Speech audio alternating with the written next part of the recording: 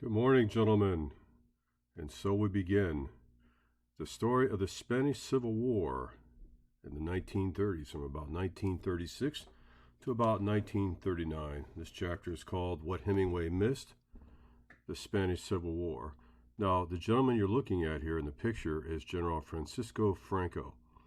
And Franco remained the fascist leader of Spain, the strongman, all the way till 1975.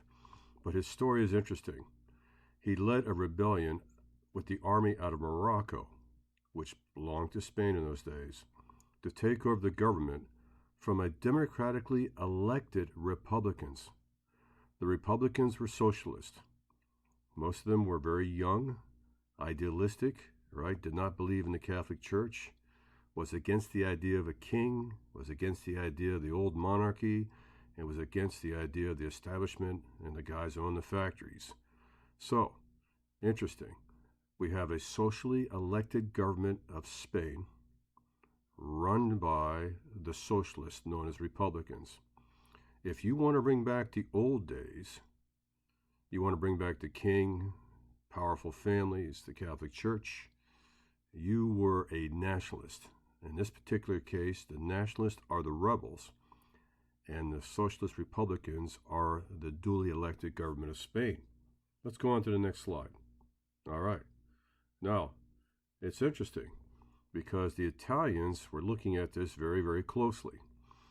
As you might remember, and we'll learn later, that Benito Mussolini, the fascist leader of Italy, who thought he was the reincarnation of Julius Caesar, at least that's what he wanted to be, was very interested in helping Spain out and becoming Spain's ally because they had their own dream.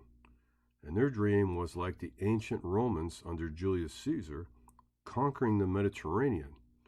And by conquering the Mediterranean, they could control the economy of Europe through the Straits of Gibraltar and the Suez Canal and the Turkish Straits.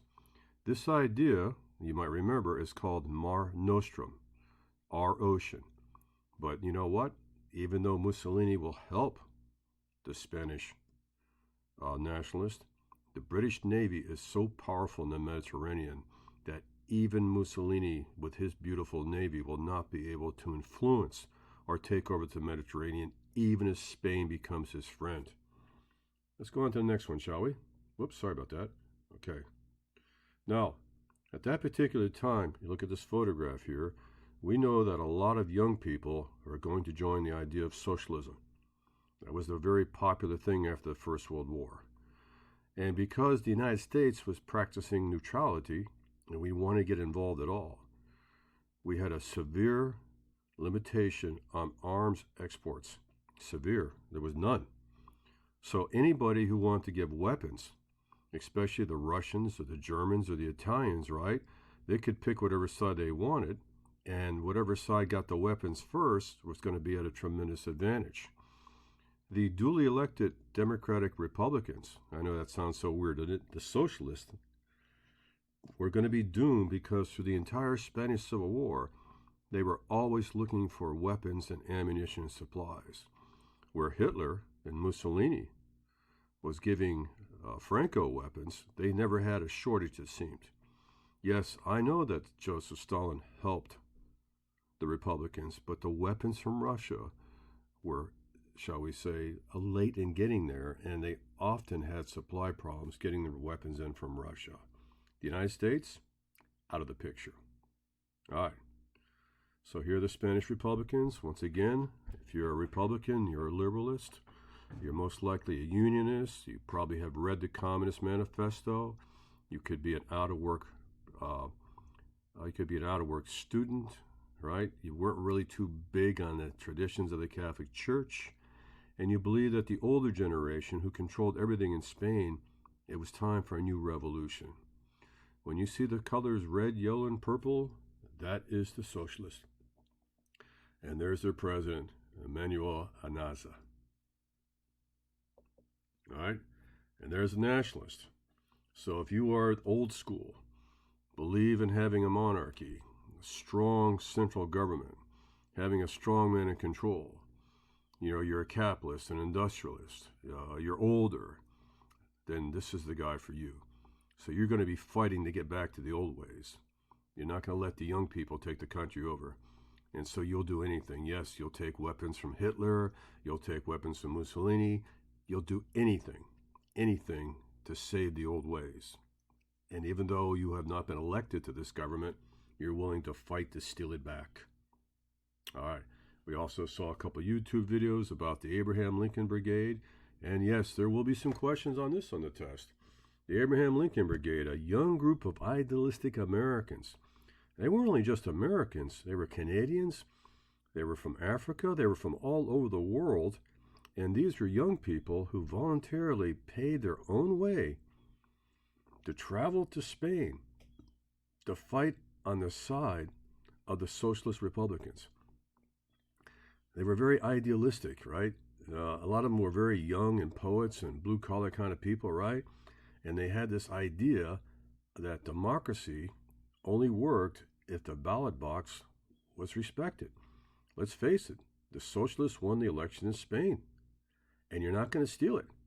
And so we will fight. We will fight for international justice. And here's some young Americans volunteered to fight in Spain. Now, I know we talked about this, and this will be on the test, right? Remember, the Spanish Civil War was worse than the American Civil War. 1 million people died. 600,000 killed in combat. Remember that idea, guys. The Civil War, Americans killing Americans. In the Spanish Civil War, Spaniards killing Spaniards. Now, there's the very slide we talked about. Now, there's a photograph of a Republican soldier meeting his fate. That went on to win the Pulitzer Prize, I believe, that year for 1936. And that photograph, I think, says a lot. It says a lot. Now, this is really important. This will be on the test. This is the German Stuka, one of the most famous dive bombers of World War II.